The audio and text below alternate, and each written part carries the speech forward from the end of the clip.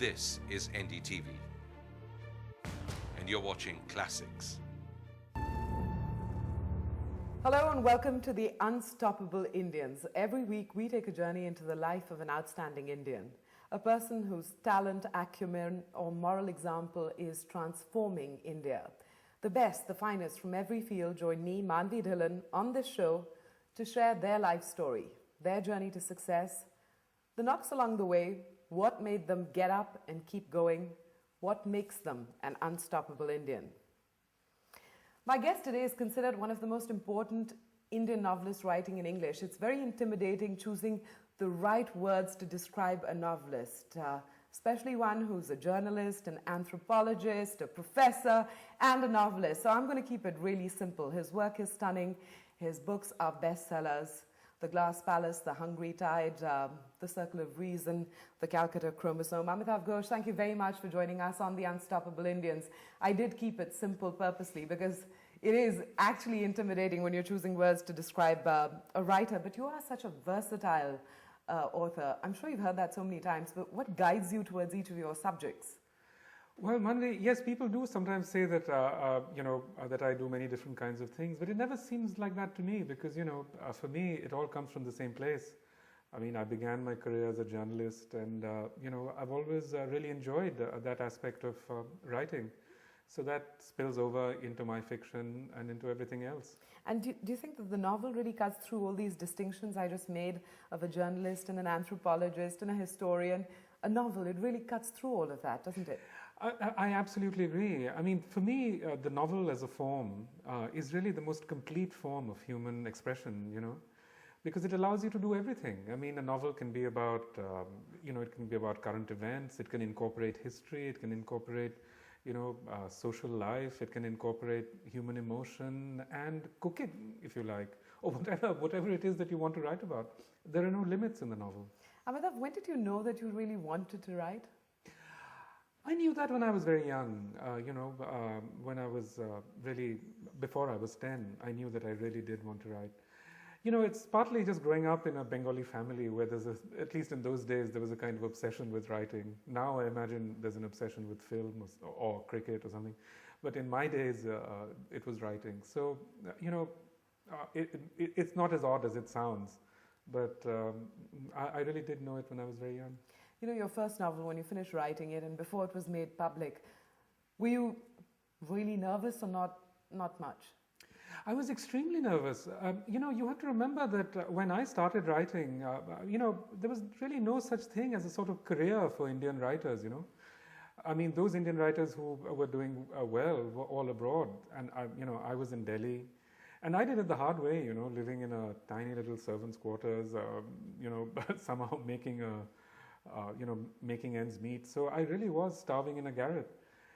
And, everything in my education and so on had pushed me in other directions. I mean, the people I went to school and college with were either in industry or they were bureaucrats or something like that. So it was not something that where you had any models or any sort of forerunners as such. It created a kind of incredible nervousness, yes.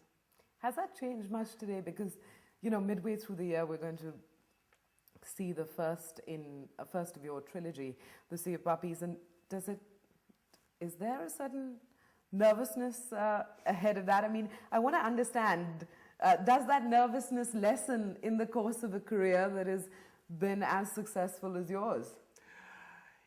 It does, yes, absolutely. I mean, I still can't tell you what it was like when the day I got a telegram saying my novel had been accepted by a publisher. I really felt like I was walking on air.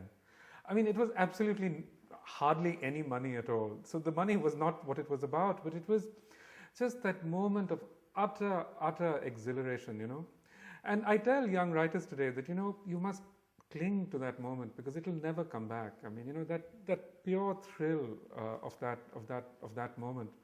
So as you grow older, yes, I mean, the nervousness lessens, but so does, as it were, the sort of exhilaration of that moment.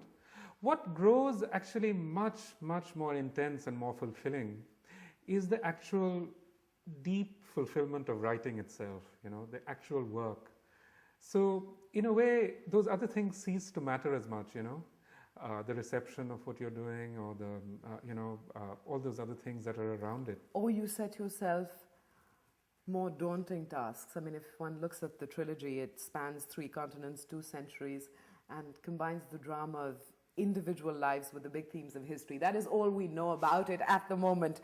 But that's a huge canvas. So do you set yourself a larger canvas in order to get that same sense of exhilaration and fulfillment? It's true that it is an enormous canvas. It's a very, very wide canvas. But, I often think that my real models in the arts are musicians, especially, say, Indian classical musicians. And, in music, there's a sense of tayari, You spend half your life preparing. You make yourself, you do the tayari. And I feel that now I've reached a point where I'm tayar, where I'm ready to take this on, where I feel that, this is what I want to be writing. This is my statement upon the world, So yes, it's an enormous project, but I've reached a point where I have that richness of experience, as well as an ability in my own craft where I can give it what I want. Well, I can tell you at a personal level, I'm very excited. The trilogy, there was a big bidding war, and ultimately, of course, bagged by Penguin. Is it flattering when there's that kind of bidding? I'm sure it's flattering, at least flattering. Yes, it is flattering. I mean, it's nice to know that you're wanted, but there wasn't really a bidding war. I mean, my agent is a very, very sensible man, and he always says that he completely disapproves of auctions and things like that. So he always says, the trouble with an auction is that you end up having to go with whoever pays the most, who may not be the right person, So in fact, I don't know exactly what he did, but we went to all the presentations. Today the Indian publishing market is so competitive, so we went to all the presentations. We were enormously impressed, really, by a number of them. And in the end, we went to the one that was the best. It's unfair to ask, but of all your writing, what's most special to you? Oh, that's, as every writer will tell you, it's like asking you to choose between your children. You just can't. And I think, what's most special is the one you've done last. And I've just really finished the first book of the trilogy, and it was just marvelously pleasurable to be writing it, and now even reading it, even when I'm reading the proofs, which is a very annoying thing to do, I'm just enjoying it so much. I'm going to flip this around and ask you 2 rolled into one. Was there any writing that didn't give you a complete sense of being all there, being completely fulfilled when you looked at the end product? Or was there any writing that was particularly tough? I would say that there's a huge difference between writing nonfiction and writing fiction. Fiction is just a different level of challenge, It compels you to draw upon an entirely different scale of resource within yourself. Nonfiction is, I would say, really, in many ways, much easier because it's out there, you're dealing with it. It calls upon your craftsmanship and it calls upon a lot of hard work. So it's not necessarily easier in those ways, but it doesn't drain you. It doesn't stretch you in the way that fiction does. You were talking about hard work, and The Glass Palace, for instance, took 5 years. I don't know how many hundreds of documents you must have read. I don't know how many thousands of miles you must have traveled. When do you know that this is it? I will not stretch this research anymore, because you could just go on. Forever, yeah, because, unlike, say, a historian or an anthropologist or something, there's a natural boundary to the work that they do, but, for a writer there isn't. I mean, every aspect of your character you want to know So about. When do you know when to stop? When you're exhausted.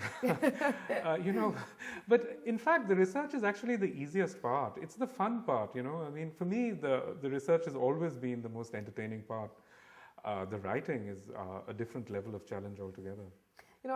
I said this in my first email to you a few months ago. I said, when I read one of your books, I mean, I've had a fantastic read, but I also feel smarter. I feel more well-informed. Is that deliberate? Is it something you do for us as readers, or is that just something you enjoy, the magic of facts, the power of facts? Because there are so many facts from so many different disciplines in all your writing. Absolutely. You know, at a certain, when I started off as a writer, one of the things I said to myself is that, you know, I want to write the kinds of books that I want to read. And I've always taken enormous pleasure, you know, in books of fact. I mean, in botany, in geology, in, you know, obscure sorts of things. I mean, in a way, you could say I'm like one of those people who, you know, who delights in those quiz show things, you know, obscure little diverse facts from here and there. So I love to put all that into a novel. And really, the novel is the only form that allows you to do that, which is why I write novels. So then, you know, it's somewhat linked to my first question. Why marine biology? Why the Sundarbans? Why not something else? See, the other part of it is that I need to have a personal connection with what I'm writing about, you know. And for the Sundarbans, you know, there's a long sort of family connection. And, you know, I've been very, very interested in nature, just generally speaking, for a very long time. And, you know, I've also been really interested in marine biology. So all those things came together, you know, in the Sundarbans, just these extraordinary encounters with people, the extraordinary fact of the place, the incredible sort of richness of it. So all of it just drew me in.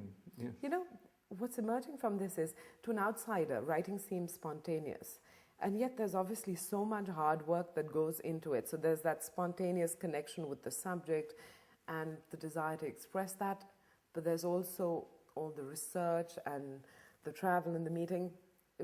Which one do you think plays the bigger role? I mean, you know, the thing about spontaneity is that, of course, you know, spontaneousness is an absolutely fundamental part of any kind of artistic endeavor.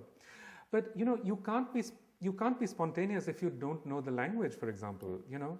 So, for example, when a musician improvises, that improvisation is, as it were, the flower that grows after years of maturation, you know. So yes, I mean, the rest is all tayari. But that moment when you sit and meet your that sheet of paper, that's the moment when no tayari will help. You know, it comes from within yourself. It comes from that moment of encounter. So that's purely spontaneous. Did the tayari for Amitava Ghosh actually begin from early childhood? Because when one looks at where you've been raised, where you've studied, it takes you really around the world. Calcutta is where you were born, but then there was Bangladesh, Iran, Egypt, India, the United Kingdom. The tayari began when? You know, it began, as you say, when I was very little. But in a way, you know, I've really, I think, lived. You know, I'm past 50 now, and I really feel that I've lived this half century of India's independence. In a way, you know, my time has really coincided with it, and in a way, my tayari has been the tayari also of what has happened to India and to Indians. You know, so in a way, you know, my experience of the world, what I've seen in the world, is in a sense. You know, I've been out there looking at things that our whole, I could say that all of our country is coming to experience in one way and another. We'll keep to that parallel between India. There's a sense of success for India right now. There's a sense of success for Amitava Ghosh. What is your personal measure of success? Is it how many copies are sold? Is it how many translations are made? Is it the good reviews? Is it high bids? There's got to be some external measure as well. I know you've talked of your fulfillment, but is there an external measure that... Yes, I mean, I think, you know, there is a sense in which if you felt that you were writing and you weren't being read, that would be profoundly defeating, you know. But there are so many things that have been so, that give you a sense of your place in the world, you know. Last year, I must say, I'm not one who looks for prizes and honors and so on. But last year, you know, out of nowhere, suddenly I was told that I'd been awarded the Padma Shri. And somehow it was an absolutely wonderful moment for me. You know, I really felt that here I am, you know, as it were, being accorded a place, you know, within the achievements of my country, of my peer group, of the people that I know. you know, and it was a wonderful moment of fulfillment for me.